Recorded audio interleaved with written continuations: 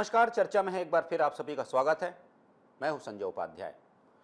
जैसा कि हर बार हम कुछ बातें करते हैं, कुछ ऐसी बातें जो लगातार चर्चाओं में बनी हुई हैं, लोगों की जुबान पर हैं, राष्ट्रीय स्तर की हो, अंतर्राष्ट्रीय स्तर की हो, या फिर प्रदेश को छूती हो या स्थानीय किसी बड़े मुद्दों को छूती हो, लगातार जिनकी बातें हो रही हैं, लगातार जिन पर चर्चा हो रही है। तो चलिए शुरुआत करते हैं। पहली खबर ऐसी लेता हूं मैं कि भारत की आतंकवाद के खिलाफ लड़ाई जारी है। ऑपरेशन सिंदूर के बाद भारत की ओर से 7 सर्वदलीय प्रतिनिधिमंडल इस महीने के आखिर में संयुक्त राष्ट्र सुरक्षा परिषद के सदस्यों सहित प्रमुख साझेदार देशों का दौरा करने वाले हैं। ये 7 डेलीगेशन आतंकवाद के खिलाफ भारत के जीरो टॉलरेंस की नीति को दुनिया के सामने रखेंगे। इनमें अलग अलग दलों के संसद सदस्य शामिल हैं। 7 सर्वदलीय प्रतिनिधिमंडल में कांग्रेस से शशि थरूर, बीजेपी से रविशंकर प्रसाद, जेडीयू से संजय कुमार झा, बीजेपी से बैजंत पांडा, डीएमके से कनिमोझी करुणानिधि, एनसीपी से सुप्रिया सुले और शिवसेना श्रीकांत एकनाथ शिंदे के नाम शामिल हैं। भारत का डेलीगेशन पाकिस्तान के झूठ के पुलिंदों की पोल खोलेगा और बताएगा कि पाकिस्तान ने आतंकियों को पनाह दी है।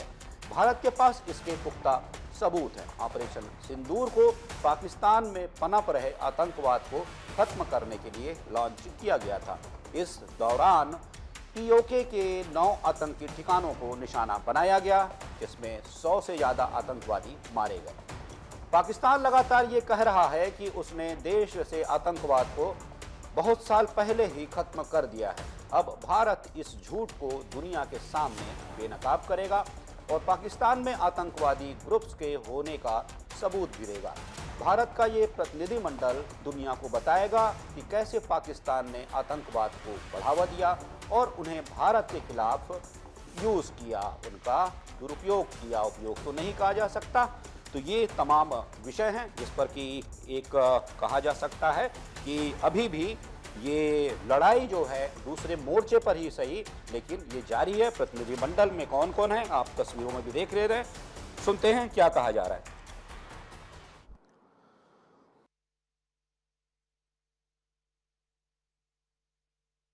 ऑपरेशन सिंदूर हमारे देश की तीनों सेनाओं के शौर्य, साहस और पराक्रम से जो हमारे पड़ोस में आतंकी ठिकाने थे, उन आतंकी ठिकानों पर पहुंच करके न केवल हमने उन आतंकी ठिकानों को नष्ट करने का काम किया, उसके साथ ही साथ उनको पनाह देने वाले, संरक्षण देने वाले जो उनके जो आका थे, वहाँ के 11 एयरबेस वहाँ उड़ा करके भारत ने, देश के प्रधानमंत्री आदरणीय नरेंद्र मोदी जी के नेतृत्व में इस बात को बता दिया कि भारत आतंक के संबंध में किसी भी तरह का समझौता नहीं करने वाला है। भारत के सभी राजनीतिक दलों के सांसद विदेश में जाकर के पहलगाम के बाद पैदा हुई परिस्थितियों पर समूची दुनिया को अपना पक्ष रखेंगे। ये स्वागत योग्य कदम है।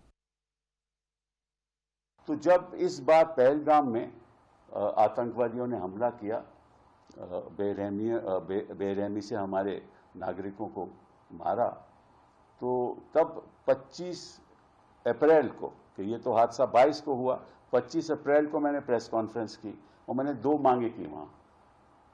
पहली तो मांग ये थी कि एक स्पेशल सत्र बुलाना चाहिए पार्लियामेंट का, उसमें चर्चा होनी चाहिए और चर्चा के बाद एक रेजोल्यूशन पास होना चाहिए। अगर ऐसा रेजोल्यूशन पास होता तो निश्चित रूप से उस रेजोल्यूशन के साथ हम विश्व में जाते और हर देश को बोलते कि देखिए एक पार्लियामेंट की सोच है और इसमें विपक्ष और सत्ता पक्ष एक मत में है। और दूसरी मांग जो मैंने की कि एक ऑल पार्टी डेलीगेशन जाना चाहिए। ये बात मैंने 25 अप्रैल को की, फिर मैंने इसको दोहराया 27 अप्रैल की प्रेस कॉन्फ्रेंस को, और फिर 10 मई में जब सीज फायर हुआ तो मैंने सीज फायर के बाद जो प्रेस कॉन्फ्रेंस की, तभी भी मैंने ये बात रखी और स्पेशल सेशन की भी बात रखी। लेकिन पिछले लगभग 10-11 साल से मोदी जी विपक्ष की बात तो नहीं मानते, कि लगता है कि भाई कुछ हमारी बात सुन ली उन्होंने शायद। तो इस बात की बड़ी खुशी है कि प्रधानमंत्री जी और सत्ता पक्ष के लोगों को शायद ये ख्याल आ गया कि हो सकता है कि ये बात सही भी बोलते हैं, और हम तो यही कहते हैं कि हमारी बात अगर सुन लोगे तो शायद हम कई काम इकट्ठा होकर कर सकते हैं कूटनीति के अंतर्गत, डोमेस्टिक पॉलिसीज में, क्योंकि हम भी चाहते हैं कि भारत एक ऐसा देश बने जो एक पावरफुल स्ट्रांग हमारा राष्ट्र हो। तो कोई हर्ज नहीं होता विपक्ष की बात सुनने का, लेकिन मैं अब मुबारकबाद देना चाहता हूँ सत्ता पक्ष के लोगों को कि उन्होंने हमारी बात सुनी और एक ऑल पार्टी डेलीगेशन गया। उस समय भी ऑल पार्टी डेलीगेशन था, तो ये बड़ी खुशी की बात है। लेकिन सर इसमें कई नाम सामने आ रहे हैं सरकार की तरफ से। नहीं ठीक है ना, ये जहाँ तक मुझे याद है इससे पहले भी शायद पार्लियामेंट के हमले के बाद अटल बिहारी वाजपेयी साहब की हुकूमत में इसी तरह जब वो ऑपरेशन परिक्रमा रखा गया था, उस दौरान भी कुछ पार्लियामेंट्री डेलीगेशंस जो हैं वो कई मुल्कों में भेजे गए थे। तो आज भी बाकी जो अहम मुल्क हैं, इम्पोर्टेंट कंट्रीज़ हैं, उन्हें अपने मुल्क की, यहाँ हिंदुस्तान की जो बात है, हमारा जो मौक़िफ़ है, वो उनके सामने रखने का एक अच्छा मौका है। इसमें तमाम पार्टीज़ जो हैं, बड़ी पार्टीज़, उनके नुमाइंदे इन डेलीगेशंस में होंगे और वहाँ जाके बात करेंगे। चलिए इसी से जुड़े एक दूसरे विषय पर भी बात कर लें। निश्चित रूप से जिस पर कि कुछ बातें हो रही हैं, राजनीतिक दल कुछ कह रहे हैं, खासकर कांग्रेस कुछ कह रही है। विषय कि अंतर्राष्ट्रीय स्तर पर आतंकवाद को लेकर पाकिस्तान को बेनकाब करने के लिए केंद्र सरकार ने ऑल पार्टी प्रतिनिधिमंडल का, डेलीगेशन का विदेश भेजने का निर्णय लिया है। अब इस निर्णय के बाद इस महीने के अंत में ये डेलीगेशन अलग अलग देशों में जाकर आतंकवाद से जुड़े मुद्दों पर भारत का पक्ष रखेगा और ये बताएगा कि पाकिस्तान में आतंकवाद किस रूप में प्रश्रय ले रहा है। और इस डेलीगेशन के लिए कांग्रेस की ओर से शशि थरूर को शामिल किया गया है। अब उन्हें जब शामिल किया गया है तो उसे लेकर कांग्रेस ने उनको इससे बाहर रखा है। हालांकि जो शामिल किया गया है, लेकिन कांग्रेस ने उनको इससे बाहर रखा है। बाहर रखा है मतलब समझिएगा कि जो नाम भेजे गए थे, जानकारी के मुताबिक जिस तरह पिछले दिनों पार्टी लाइन के खिलाफ अपनी बयानबाजी को लेकर शशि थरूर विवादों में रहे, उसके बाद पार्टी आला कमान ने थरूर से बेहद नाराजगी जताई थी और पार्टी के कई नेताओं ने उनका नाम इस डेलीगेशन से बाहर रखने के लिए आला कमान से कहा भी था। पार्टी सूत्रों के अनुसार सरकार की तरफ से शशि थरूर को भेजे जाने की पेशकश जरूर की गई, जिस पर कांग्रेस की तरफ से फिलहाल साफ किया गया था कि कांग्रेस के सदस्यों को चुनना उसका फैसला है जिसे पार्टी नेतृत्व तय करेगा। और अब जो नाम दिए गए हैं उसमें शशि थरूर का नाम शामिल नहीं है। कांग्रेस सांसद जयराम रमेश ने बताया कि कल सुबह संसदीय कार्य मंत्री किरण रिजिजू ने कांग्रेस अध्यक्ष मल्लिकार्जुन खड़गे और लोकसभा में विपक्ष के नेता राहुल गांधी से बात की और पाकिस्तान से आतंकवाद पर भारत का रुख स्पष्ट करने के लिए विदेश में प्रतिनिधिमंडल भेजे जाने की बात कही और इसके लिए 4 सांसदों के नाम मांगे गए। 4 सदस्य ऐसे सांसद जिनके नाम उसमें शामिल किए जा सकें, इनमें से चुनाव किया जा सके, जिसमें आनंद शर्मा, गौरव गोगोई, डॉक्टर सैयद नसीर हुसैन और राजा बरार का नाम शामिल था। इसमें सरकार ने इस डेलीगेशन में करीब 40 सांसद शामिल किए हैं, जिन्हें 7 क्षेत्रीय समूहों में बांटा जाएगा।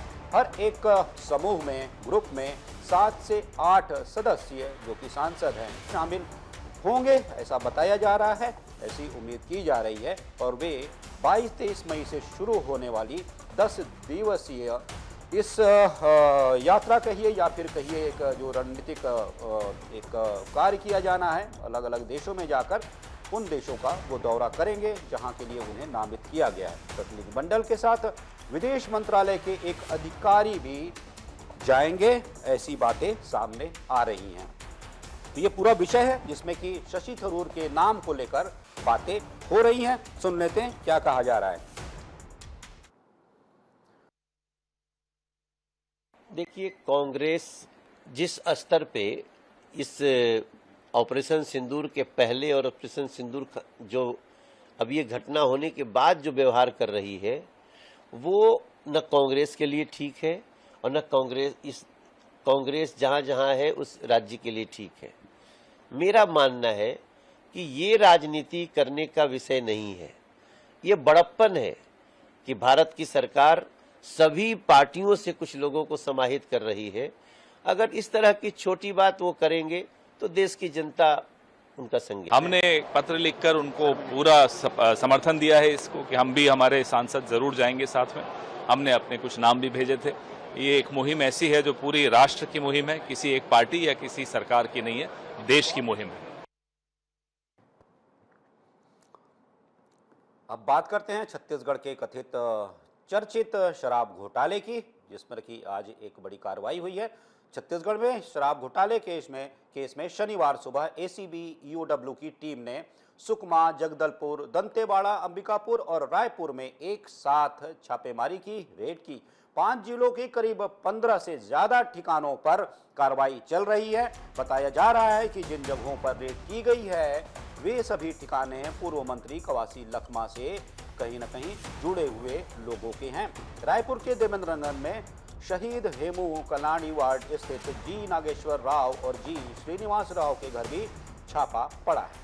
जी नागेश्वर कंस्ट्रक्शन का काम करते हैं। छापेमारी के दौरान टीम कई दस्तावेज और डिजिटल सबूत अपने साथ ले गई है। श्रीनिवास कांग्रेस के पार्षद प्रत्याशी भी रहे हैं। और वहीं नागेश्वर राव कवासी लखमा और उनके बेटे हरीश लखमा के करीबी बताए जा रहे हैं। सुबह 2 गाड़ियों में करीब 8 से 10 अधिकारी पहुंचे और उन्होंने छापेमार कार्रवाई की। और इसमें अपडेट्स ये भी है कि संतोष नगर स्थित कमलेश नाहटा के घर पर भी छापा मारा गया। ईओडब्ल्यू एसीबी की टीम दस्तावेज खंगाल रही है। वहीं दंतेवाड़ा में कांग्रेस नेता राजकुमार तामो के घर एसीबी ईओडब्ल्यू की जॉइंट टीम ने दबिश दी है। राजकुमार तामो को कवासी लखमा का करीबी माना जाता है। सुकमा जिले में 4 स्थानों पर छापेमारी हुई है, जिसमें जिला मुख्यालय के 3 और तोंगपाल के 1 स्थान पर कार्रवाई जारी है। इनमें हार्डवेयर और पेट्रोल पंप कारोबारी पर भी कार्रवाई की गई है, वो भी इस रेड में शामिल किया गया है। ये सभी व्यक्ति कवासी लखमा के नज़दीकी बताए जा रहे हैं। कवासी लखमा जो कि पूर्व आबकारी मंत्री रहे हैं।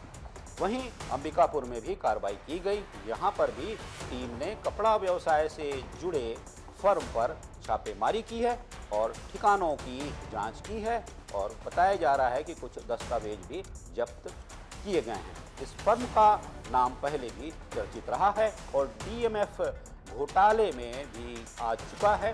तो ये कुल मिलाकर लगातार कार्रवाई की गई है। और इसके साथ ही साथ पहले जो बात हुई थी, इससे पहले भी वहाँ पर जो छापेमारी हुई है, इसके पहले इस पूरे विषय में जो छापेमारी हुई है, ईडी और आईटी की टीम ने, इनकम टैक्स की टीम ने भी ये कार्रवाई पहले की है। तो अब ये सब कुछ अपडेट है जो कि छत्तीसगढ़ के इस कथित शराब घोटाले से जुड़ा हुआ है। हालांकि छत्तीसगढ़ में इस कथित घोटाले की जांच ईडी कर रही है।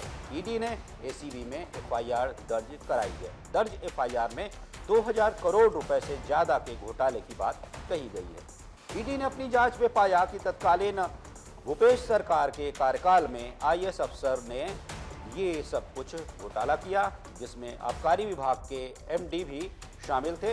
और कारोबारी में अगर बात करें तो इसमें अनवर डेबर के सिंडिकेट के जरिए घोटाले को अंजाम दिया गया, ऐसे तमाम आरोप लगाए गए थे। वहीं ईओडब्ल्यू की छापेमारी को लेकर सीएम विष्णुदेव साय ने कहा है कि कार्रवाई लगातार जारी है।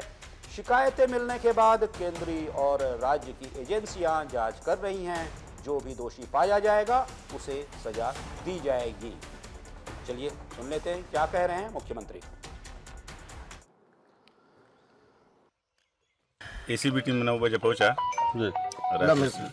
बोले कि लखमा जी के द्वारा पता चला है कि उनका माल पनीदरी होगा, बोल के हमको शिकायत की। हमको ऊपर से आदेश मिला, आप अगर रेट पढ़ेंगे तो इंग्लिश में कागज़ था, तो मैं पढ़ नहीं पाया। मेरा बेटा पढ़ेगा उसको, तब जाके आप रेट डालो बोला। तो मेरा बेटा को बुलाया और उनको और फिर पड़ा सर्च वारंट है, जो चेक करेंगे, चेक जारी है तलाश। कितने लोगों की टीम आई हुई है? 6-7 लोग हैं। 6-7 लोग हैं। अभी तक क्या कुछ मिला? अभी तक कुछ नहीं मिला है। क्या कुछ? कितने समय से चल रही है कार्रवाई? कार्रवाई चल रहा है बनने से 2 घंटा हो गया। कोई बैंक के दस्तावेज पासबुक जब्त किए क्या? नहीं किए, कोई जमीन के कागजात जब्त नहीं किए अभी। लेके गए फोटोकॉपी करने? फोटोकॉपी कराने ले गए, फोटोकॉपी ले जाएंगे। जमीन के दस्तावेज? हाँ, तो लगातार ये सब चल रहा है। केंद्रीय एजेंसियां भी और प्रदेश की जो एजेंसियां हैं, जांच एजेंसियां, वो लगातार उनको शिकायत मिलने पर जांच कर रही हैं और जो भी दोषीदार होंगे वो दंडित होंगे। सर, करोड़ों रुपए अलग अलग विभागों के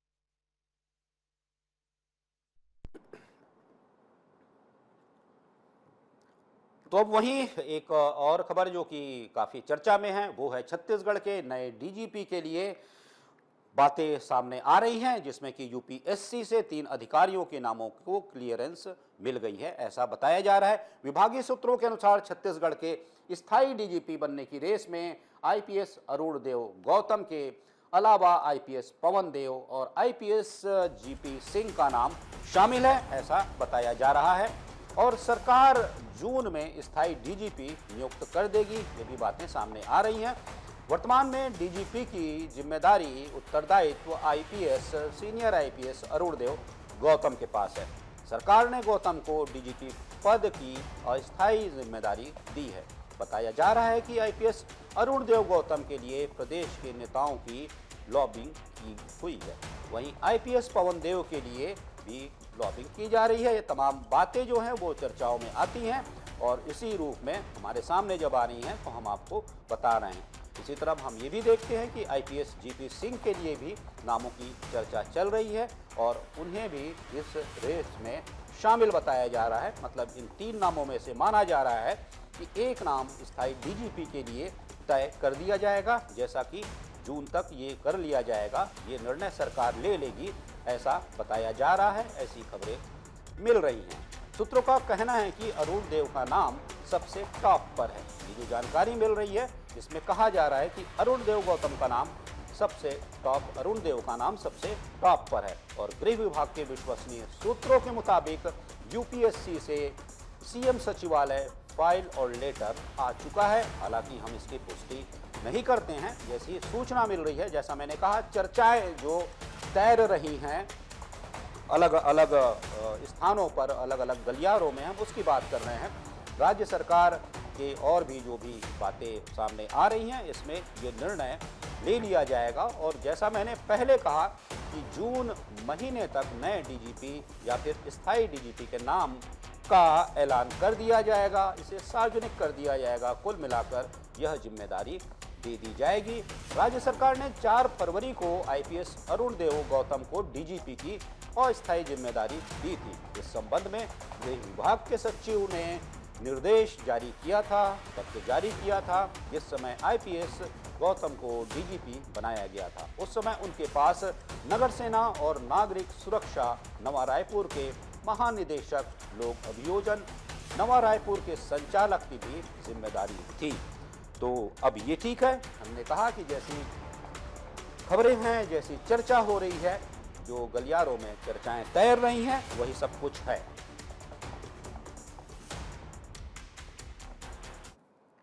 तो जैसा कि आज कुछ विषय थे जिस पर कि हमने बातें की, जिस पर हमने चर्चा की, और भी कुछ विषय लेकर आएंगे जो कि चर्चा में बने हुए हैं और उन पर चर्चा क्यों की जा रही है, उसकी वजह क्या है, ये भी आपके साथ साझा करेंगे। तब तक दीजिए आज्ञा। नमस्कार।